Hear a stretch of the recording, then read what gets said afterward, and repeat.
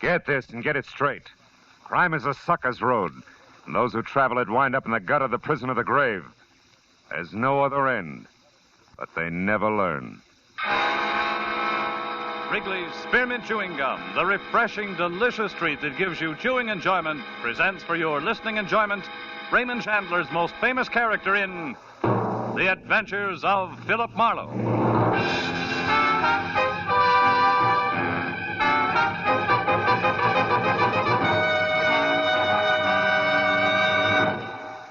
To make every day more enjoyable, treat yourself often to refreshing, delicious Wrigley's Spearmint Chewing Gum. Here's a taste treat you can enjoy indoors, outdoors, at work, or at play. The cool, long-lasting mint flavor refreshes you. The smooth, steady chewing helps keep you fresh and alert. Adds enjoyment to whatever you're doing. Wrigley's Spearmint Chewing Gum. Healthful, refreshing, delicious. Now, with Gerald Moore starred as Philip Marlowe, the makers of Wrigley's Spearmint Chewing Gum are glad to bring you tonight's transcribed story, The Glass Donkey.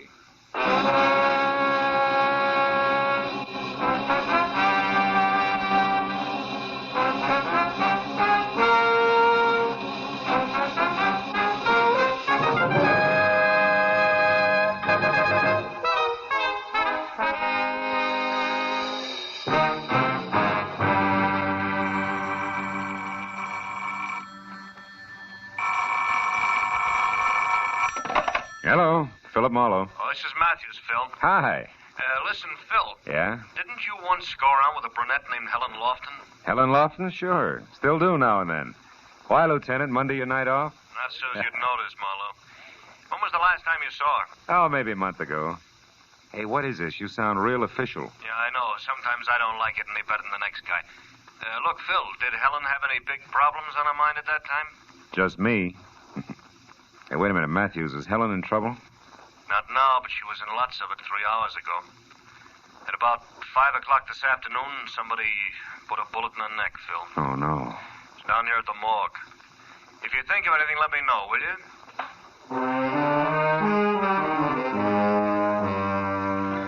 Might as well have hit me in the stomach with a hammer.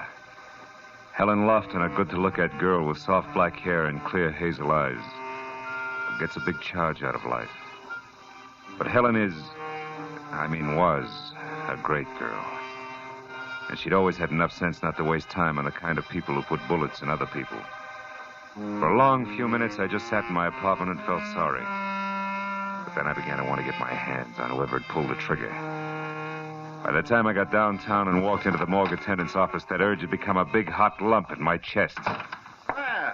Mr. Marlowe. Hello, Chester. You're a stranger around here lately. You got a Helen Lofton? I'd like to pay my respects. Yeah, can't stop you, boy. Lofton, huh? Oh, yeah, she's still on the table. You'll have a little company back there, Lieutenant Matthews. Oh, he's still here? Oh, he's been in and out all evening. Can you find your way all right? Yeah, thanks, Chester. I didn't expect you in person, Marlowe. You could have called. Got something to offer on the Lofton girl here? Yeah. My services, Matthews. How much did she mean to you, Phil? Enough to make this real personal. What have you got on it, Matthews? Nothing. A neighbor reported the shot. Found Helen's body spilled down some stairs at the side of her house. Mm-hmm. It was a .32 at close range. No reason, no motive, no leads, unless you can call this a clue, which I don't. Let's see that. Yeah. Yeah, it could be the hind leg of one of Helen's glass donkeys. You know, she collected them. Oh. Well, I was on the stairs near the body. Uh-huh. Hey, look, Matthews, you don't mind me sticking my 2 cents in this, do you? It'll do me a lot of good. No, I don't mind. Just keep me posted, huh?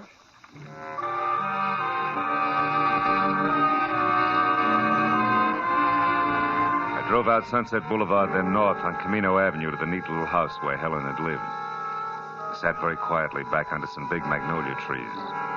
Someone had drawn the blinds on the 2 front windows, and it made them look like a pair of closed eyes. I walked around to the side door on the stairs where they'd found her body, and that's when I noticed the light on inside the house. The door was unlocked, so I went in. The light was coming from the bedroom, and when I got to that door, I saw a girl, blonde with harlequin horn rims, moving stiffly, like a lost somnambulist. I watched her drag one slow finger the full length of the dresser. When that was over, I said, "Hello." Who are you? I was a friend of Helen's, Philip Marlowe. You? Lila Hughes. You startled me. I thought I was alone in here, and after all that's happened. Yeah. Did you, did you know Helen pretty well? Yes. I was just about her only girlfriend. You see, we worked together in the same office and had the same boss. Uh-huh. I guess they're going to want me to do something about all of her things now. Yeah, it's real tough. Everything in the house is just another reminder. Even this little sherry decanter. Here. But that's Helen's. It's all right. Sit down. Drink it. At least it'll do you good. Look, Lila, I gotta know why this happened to Helen. It doesn't make sense. Can you help me? Any idea at all? No, the police have already talked to me about it. Please, Mr. Marlowe. I know this is unpleasant for you, but I need some answers. It's been over a month since I saw her last. Who's she been going with lately? I don't know. Helen never said much about her dates. Who's your boss? Mr. Maffey? Mm-hmm. Oh, she dated him a few times, but so have I. Surely you don't think Mr. Maffey... No. I just want to talk to him, that's all. It's Norman Maffey. Maffey Real Estate Company on Wilshire. He lives on Ogden Drive, 3848. Thanks, Lila. Well, I'll be on my way now. Hey, look. Maybe you better come too, huh? Let all this go until tomorrow, when you're feeling better. Yes, I guess you're right.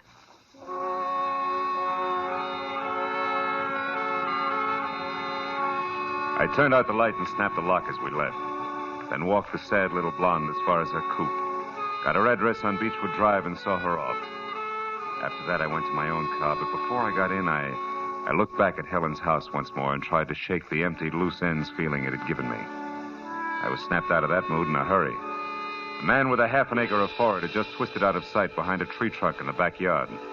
I started for him, and he broke and ran toward the wall in the alley. It was a 6-footer. He rolled across the top and fell over.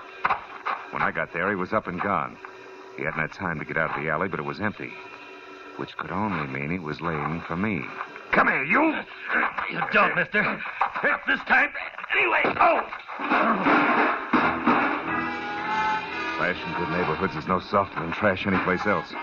When I finally got clear of it, the forehead was gone. I figured all I had to show was one of his patch pockets, which I still had clenched in my hand. But there was something else. Glittering on the ground was what had been in that pocket. A little glass donkey with a hind leg missing. On the way back, I stopped once and tried to call Matthews, but he was out. So I drove on down to Ogden Drive as far as number 3848. A gray at the temples type in blue flannel opened up. Yes? Mr. Maffey? Are you a reporter? No, I'm a friend of Helen Lofton's. Also, I'm a private detective named Marlowe. I'd like to talk to you. A private detective? Mm-hmm. Who hired you, Mr. Marlowe? Who are you working for? Myself? Like I said, Helen was a friend of mine. Well, I'm quite busy, Marlowe, but come in. Uh-huh. Back this way, to the den. I've already been interviewed by the police. You may be again. It's not quite like being vaccinated, Mr. Maffey. Now, just why have you come here to see me? Because I intend to find out who shot Helen. What makes you think I'd have the remotest idea? Nothing special.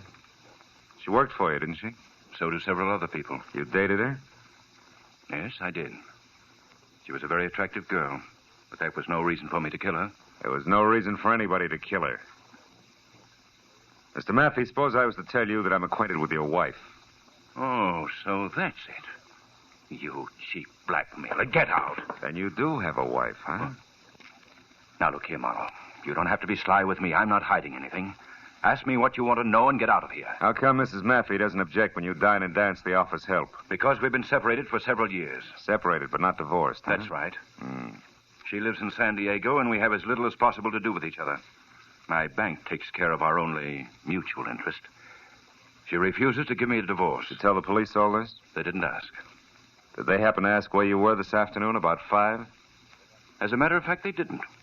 I wasn't being treated as a suspect then. And I don't intend to be now. Okay, Mr. Maffey, where were you? Now, look, I'm a private detective. Remember, I'm not even taking notes. All right, Marlowe, all right. Been having business troubles lately. A lot on my mind. I was out driving in my car, trying to relax. Can't prove it, can you? No, probably not. I don't expect to have to try. All right, tell me something else. Do you happen to know anything about a man with a very high forehead, a young guy, maybe 30, about 6 feet tall? Yes, I do. Helen went out with a fellow like that recently. What's his name? Victor Semra, I think. Why? Well, I ran across him tonight, and I didn't like his attitude. Sure, that's it. I'll bet on it. What? What are you staring at? This ashtray? No. That little donkey in front of a betting window. Thanks for everything, Maffey. I'll see you.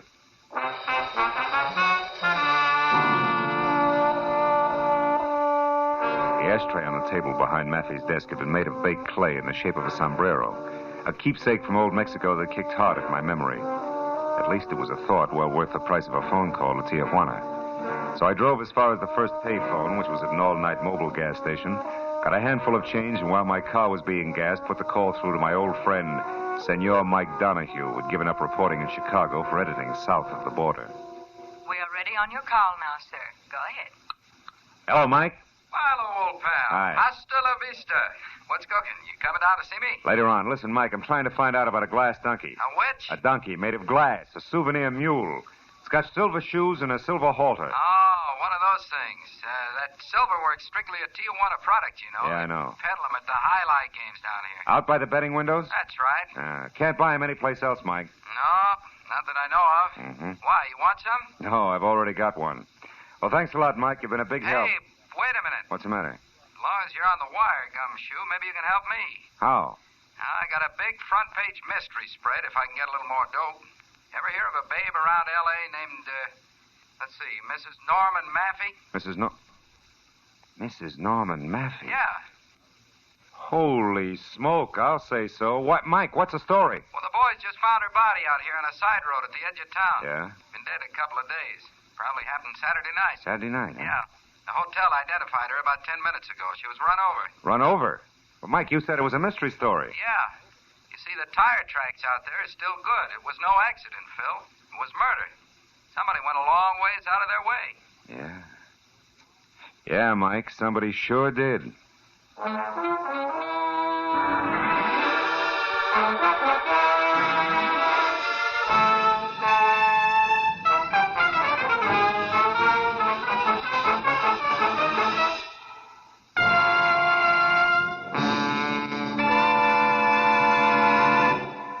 To make every day more enjoyable, treat yourself often to refreshing, delicious Wrigley Spearmint Chewing Gum. The lively, full-bodied, real mint flavor cools your mouth, moistens your throat, freshens your taste. And the chewing itself gives you a little lift, helps you keep going at your best. So for real chewing enjoyment that's refreshing and long-lasting, always keep Wrigley Spearmint Chewing Gum handy. Healthful, delicious Wrigley Spearmint Gum will make every day more enjoyable. Now with our star, Gerald Moore, the second act of Philip Marlowe and tonight's exciting story, The Glass Donkey.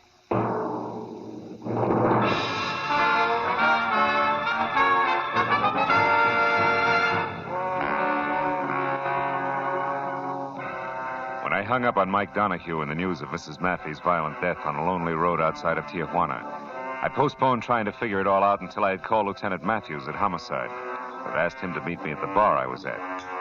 10 minutes later, Matthews was sitting opposite me and chewing on a cold pipe while I filled him in. Oh, now, easy, Phil. I'm a slow and steady boy. Now, question, who killed Helen Lofton? Answer, whoever killed Mrs. Norman Maffey. Why? Where's the tie? The glass donkey I just told you about. It came from Tijuana. So? So I figured that whoever sent it to Helen was, one, a friend who knew she'd get a kick out of a trinket like that. Yeah? And two, sent it before he or she decided to kill Mrs. Maffey. Oh, and therefore said friend had to get the glass donkey back because if traced, it would place the killer in Tijuana, where sooner or later Mrs. Maffey's body had to be found. Is that right? That's so very right. And all that brings us back to only one thing. Mrs. Maffey's killer also got Helen Lofton. Was forced to. Yeah, it could be. But look now, Phil, the tough one. What'll it be, chum? You look lonely. Forlorn, maybe. 2 beers. 2 beers, huh? Any special vintage? Yeah, the kind with suds on top. Goodbye, comic. Okay. No offense intended. Oh, what was I... I was saying, Phil, the tough one. Now, who killed Mrs. Maffey? Mr. Maffey. The motive? He had the best motive. He hated his wife. Also, Matthews, when I talked to him, he was real vague about his whereabouts lately.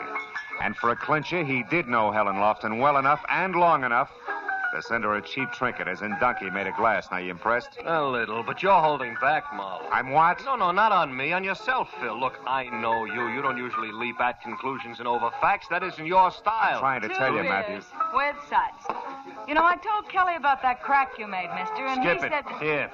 And goodbye again. We're busy. Yeah, I'll say. Too bad we ain't got tablecloths.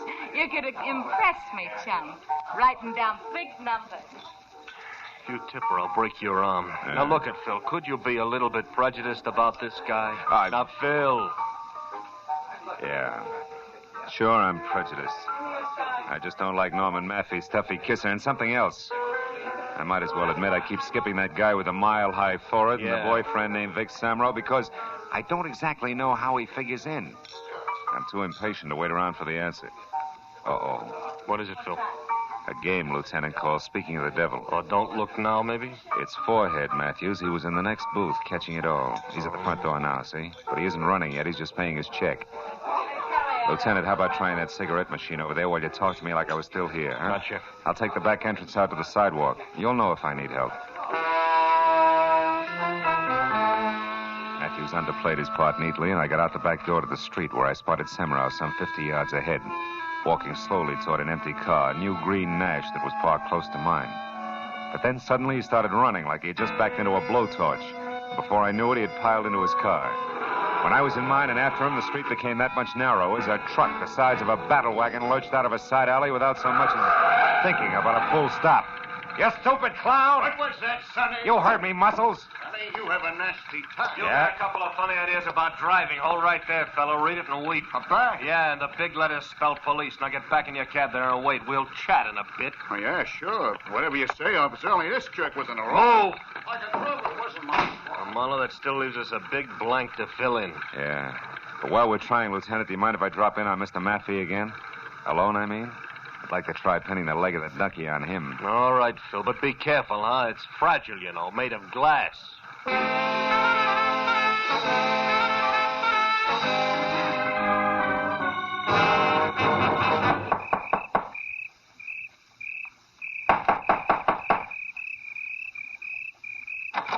Yes, what...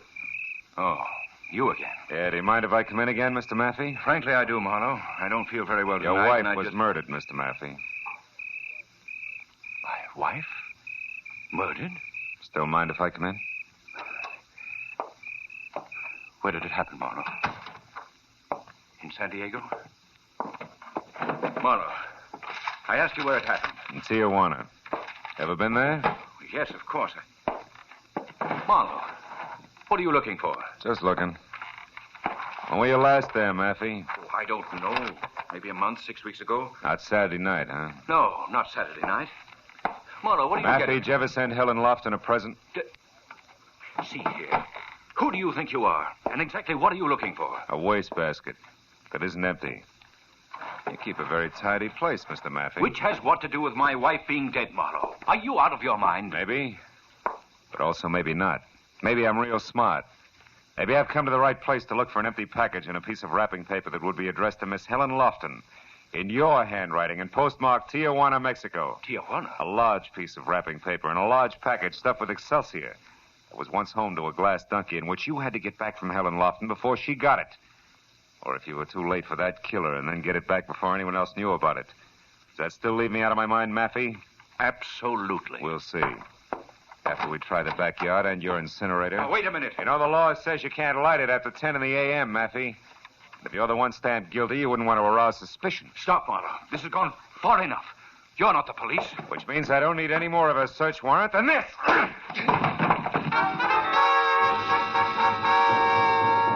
I caught him right. He plopped to the floor, face down, like he was made of wet wash. When I rolled him over and was sure that a return engagement was still a long way off, I cut the lights, then went through the house and out into the kind of backyard that you had to call a garden.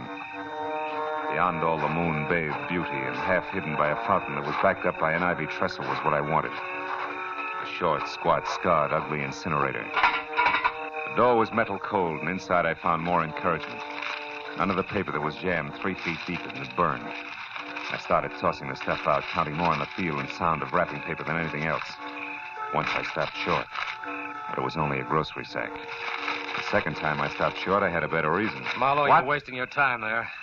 Well, Mr. Victor Semrau. Yeah, or as you put it, the guy with the mile-high forehead. I wouldn't get touchy, Semrau. You were swinging the dark ahead, remember? I'm sorry about that, Marlowe. I didn't know we were both on the same side there. Both on the... Take it easy, Victor. You wouldn't try to set me up again, would you? Why the sudden change of heart? Because now I know that you're in the up and up, Marlowe. I overheard you talking to that police lieutenant and also the Mexican newspaper man. Well, bully for you, eavesdropper. But also you ran. Why? I was afraid you'd turn me over to that lieutenant. Marlowe, listen. From the start, I've been trying to find Helen's killer. That's why I've been following you. I found that glass donkey in her porch, and, well, to get right to the point, Marlowe, I can tell you that the one who killed Helen and Mr. Mappy...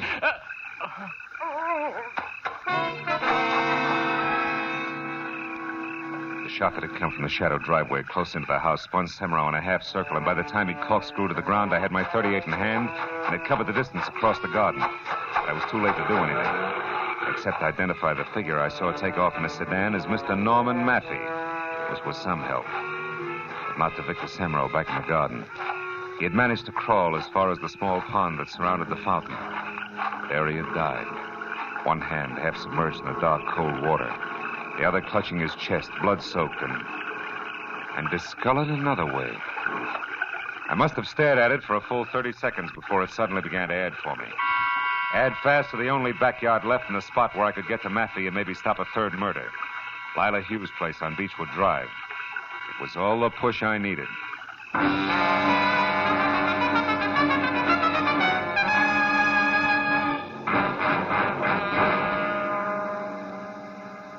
When I pulled up away from the place and got out of my car and ran for the back, only 10 minutes had gone by, and I was glad of it. Because standing next to an open, still-smoking incinerator, a piece of charred paper in his hand that I knew was the remains of the rapper I'd been after, was Norman Maffey. And opposite him, a gun in her hand, was Lila Hughes, the shy blonde. Lila, you're crazy, insane. Well, I saw you shoot Victor Semrau. And you must have killed... Of course it was me, honey. I killed him. I killed Helen. I killed your wife. Well, about her, I'm not sorry. I'd do it again. Lila, how could you plan an ugly, ruthless... I didn't plan anything, darling. I ran into her by accident. Tijuana's a small place. We started sociably. We had a few drinks, a drive to the outskirts in my car, and then talk. Talk of you, darling. I knew I could have you with her out of the way. Helen was no threat. You gave her up, so there was no one else to stand between us. And, honey, you hated your wife. But, Lila... But nothing. It was all very simple, darling. Helen was different. You see, I had to kill her. That piece of wrapping paper there that you just snatched from me, the paper I sent Helen a little gift in. That's the reason, Norman. I did have to kill her. And now you do have to kill me, too. Don't you, Lila? Oh, no. No, darling. Now the killing's done. I did it all for you, darling. Don't you understand? You devil. You she-devil. Oh, Norman, dearest, you don't know what you're saying. Honey, I tell you, I did all this for you. Remember that, darling. How can he ever forget it? Don't move, Lila. Don't breathe. Drop your gun there at your feet. No. No, I think I'll use it again. Even if you shoot, I'll use it. We belong together, Norman and I, and we're going to be together. No. She's dead. Marlowe, she did think she could shoot. Even if you did, didn't she? Yeah. That's what she thought, all right, Maffey. Call the police. They know where they can find me.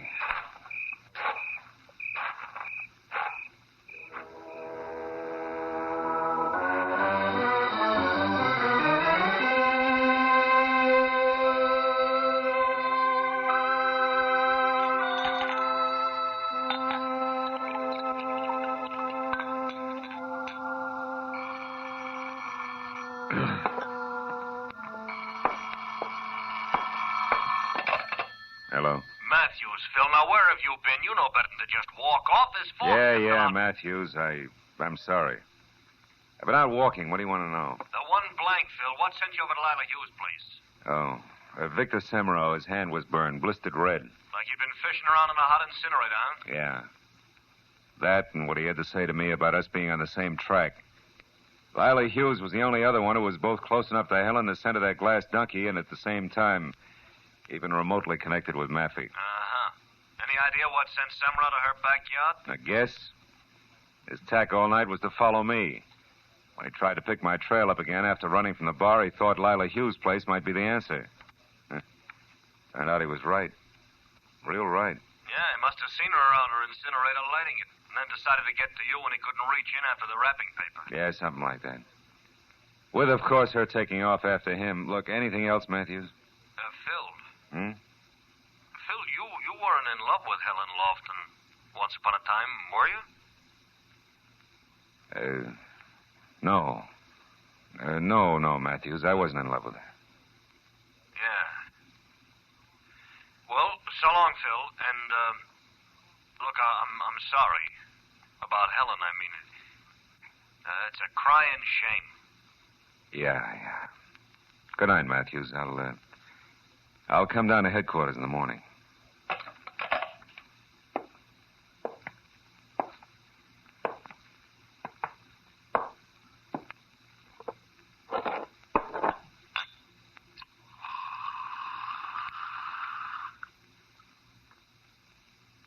Yeah. A crying shame.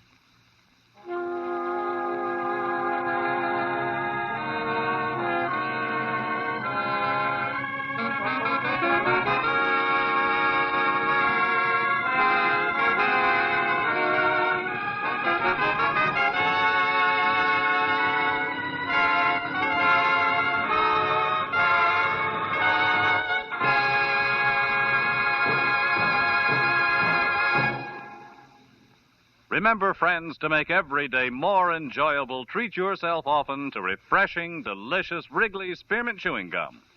There's lots of cooling, real mint flavor in every stick. And chewing Wrigley's Spearmint helps keep you feeling fresh and alert.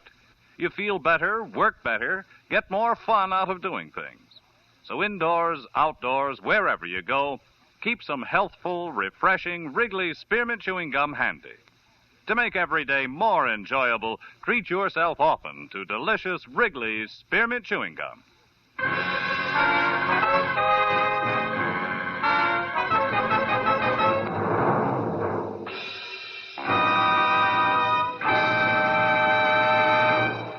The Adventures of Philip Marlowe, presented by Wrigley's Spearmint Gum, bring you Raymond Chandler's most famous character and star, Gerald Moore. Philip Marlowe is produced and directed by Norman MacDonald and written for radio by Robert Mitchell and Gene Levitt. Featured in the transcribed cast were John Stevenson, Michael Ann Barrett, William Lally, Bill Johnstone, Vivi Janis, and Vic Perrin. Detective Lieutenant Matthews is played by Larry Dobkin. The special music is composed and conducted by Richard Arant. The makers of Wrigley's Spearmint Chewing Gum hope you've enjoyed tonight's adventure of Philip Marlowe and that you're enjoying Wrigley's Spearmint Gum every day.